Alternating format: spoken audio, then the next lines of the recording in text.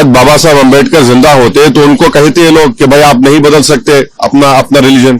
अम्बेडकर बोलने का फैशन हो गया। अम्बेडकर जी के खिलाफ है, उनकी विचारधारा के खिलाफ है। गृह मंत्री ने डॉक्टर बाबा साहब अम्बेडकर का घोर अपमान किया। और यहाँ पर अमित शाह का पुतला दहन भी किया जा रहा है। तस्वीरें देख सकते हैं, तमाम जो कांग्रेस के कार्यकर्ता हैं वो अमित शाह का पुतला यहाँ पर जो है वो दहन कर रहे हैं। और लोगों की ये नाराजगी है कि जिस तरह से उन्होंने अमित शाह ने जिस तरह से बाबा साहब भीमराव अम्बेडकर को लेकर टिप्पणी की, अब यहाँ पर जो है अमित शाह का यहाँ पर पुतला दहन किया जा रहा है।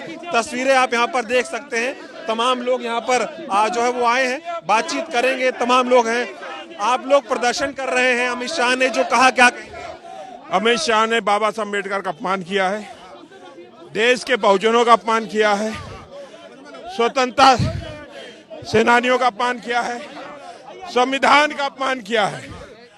इस तरीके से संविधान का निर्माण किया बाबा साहब अम्बेडकर का, उनका अपमान किया है।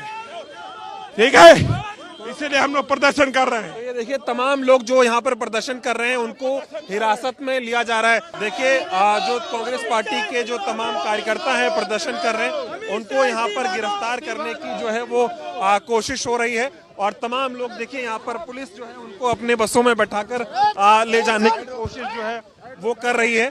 और तमाम लोग यहाँ पर प्रदर्शन करते हुए आपको दिखाई देंगे। और जिस तरह से पार्लियामेंट में अमित शाह ने बाबा साहब भीमराव अम्बेडकर का जो है वो अपमान किया, उसके बाद जो है हर कोई इस पर नाराजगी जाहिर कर रहा है। उन्होंने कहा कि अम्बेडकर करना एक देश में फैशन बन गया है और इतना नाम भगवान का ले लेते तो अब तक स्वर्ग मिल जाता। इस तरह की बात अमित शाह ने पार्लियामेंट में कही थी। उसके बाद अब लोग यहाँ पर जो है वो प्रदर्शन कर रहे हैं और लोगों को यहाँ पर जो है गिरफ्तार भी किया गया है जो लोग प्रदर्शन कर रहे हैं। अमित शाह मुर्दाबाद, बाबा साहब का ये अपमान नहीं सहेगा हिंदुस्तान, बाबा साहब का ये अपमान नहीं सहेगा हिंदुस्तान। जय भीम, जय भीम, जय जय जय जय जय भीम, जय जय जय जय जय भीम। ये लोग मानने वाले लोग हैं, हम लोग संविधान को मानने वाले लोग हैं। जय भीम, जय भीम, जय भीम, जय भीम, जय भीम, जय भीम, जय भीम, जय भीम, जय भीम। अम्बेडकरवादी इसको नहीं सहन करेंगे, हमारी जान चले जाए, अम्बेडकर का अपमान हम नहीं सहेंगे। अम्बेडकर के अपमान का इसको मूल्य देना पड़ेगा। अमित शाह तुम्हें जाना पड़ेगा, अमित शाह तुझे जाना पड़ेगा।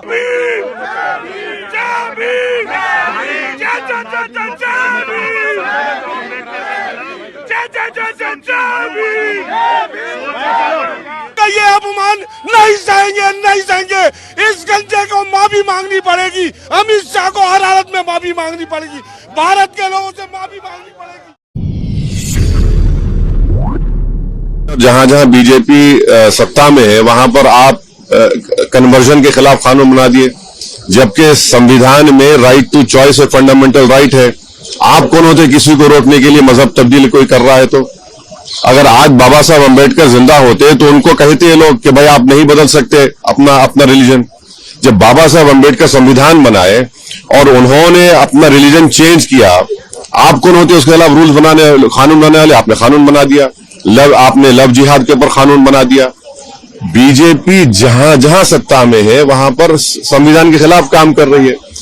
गोवा में बीजेपी की सरकार है, वहां पर कानून यह है कि अगर कोई 25 साल और 30 साल के दरमियान में कोई हिंदू महिला है, वाइफ है, और अगर वो इस उम्र के दरमियान में बेटे को जन्म नहीं देती है तो उसके हस्बैंड को दूसरी शादी करने का राइट है, उसको निकलवाइए। आप कानून बना रहे हैं कि कौन क्या खा सकता है, क्या नहीं खा सकता। आप हरियाणा में गौरक्षक को पुलिस पावर्स दे रहे हैं, वो पकड़े और मारे लोगों को।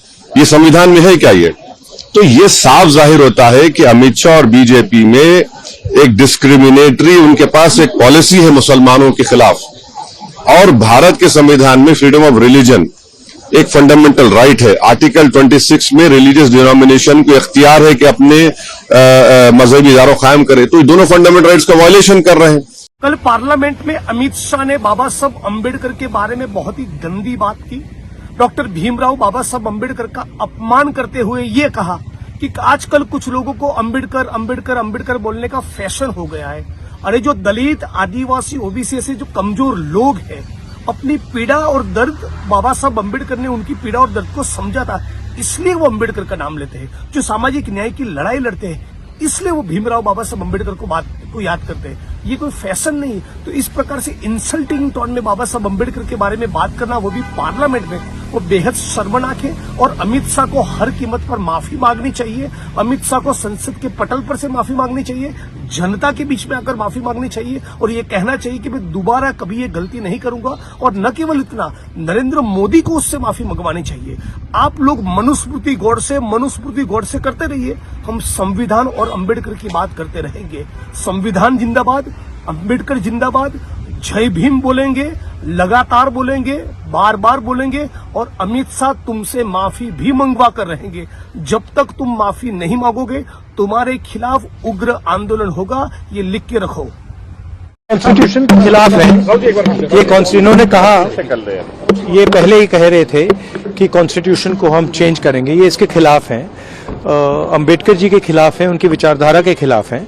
इनका पूरा का पूरा काम अंबेडकर जी ने जो किया और जो कॉन्स्टिट्यूशन है उसको खत्म करने का है, तो सब पूरा देश जानता है। क्या मांग करते हैं? देखिए, कल साफ हो गया कौन किसका अपमान करता है।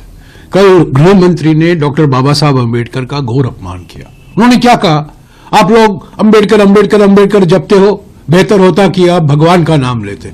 ये डॉक्टर अम्बेडकर का अपमान नहीं है तो और क्या है। तो असली बात यह है कि बीजेपी, प्रधानमंत्री, गृह मंत्री डॉक्टर बाबा साहब अम्बेडकर का अपमान करते रहते हैं और इल्जाम लगाते हैं कांग्रेस पार्टी पर। और दूसरी बात, पहली संशोधन की बात है। पहली संशोधन में क्या हुआ? 1951 में जून 18 को पहला संशोधन लाया गया संविधान में। वो उसमें 3 नए अनुच्छेद लाए गए संविधान में। एक 15(4). 15(4) क्या कहता है? क्योंकि सुप्रीम कोर्ट ने आरक्षण को खारिज कर दिया था, रद्द कर दिया था, 15(4) को लाना पड़ा। यानी कि अनुसूचित जाति, अनुसूचित जनजाति और ओबीसी वर्गों के लिए शिक्षा के स्थानों में आरक्षण का प्रावधान मिले। यह 15(4) कहता है, पहले संशोधन। दूसरा 19(2) जो फ्रीडम ऑफ स्पीच पर कोई रीजनेबल रिस्ट्रिक्शन लगाई गई है। असली बात यह है कि 3 जुलाई 1950 को सरदार पटेल ने जवाहरलाल नेहरू को एक खत लिखा था और उन्होंने, ये खत मेरे पास है, 3 जुलाई 2000, 4 पन्ने का खत है और इसमें साफ कहते हैं सांप्रदायिक प्रचार से हमें लड़ना है। सांप्रदायिक प्रचार का हमें सामना करना पड़ा, ये सबसे बड़ी चुनौती है। और उन्होंने श्यामा प्रसाद मुखर्जी का नाम भी लिया है और वो कहते हैं कि my own feeling is that very soon we will have to sit down and consider constitutional amendments. 3 जुलाई 1950 सरदार पटेल जवाहरलाल नेहरू जी को लिखते हैं कि संविधान का संशोधन होना जरूरी है क्योंकि सांप्रदायिक प्रचार भयंकर तरीके से फैलाया जा रहा है। तो 19(2) उससे करता है और ये सिलेक्ट कमेटी को गया। सिलेक्ट कमेटी में नेहरू, राजा गोपालाचारी, श्यामा प्रसाद मुखर्जी, बाबा साहब अम्बेडकर, और बाबा साहब अम्बेडकर ने खुद इसकी वकालत की कॉन्स्टिट्यूएंट असेंबली में। और तीसरा 31(b) वो क्या कहता है?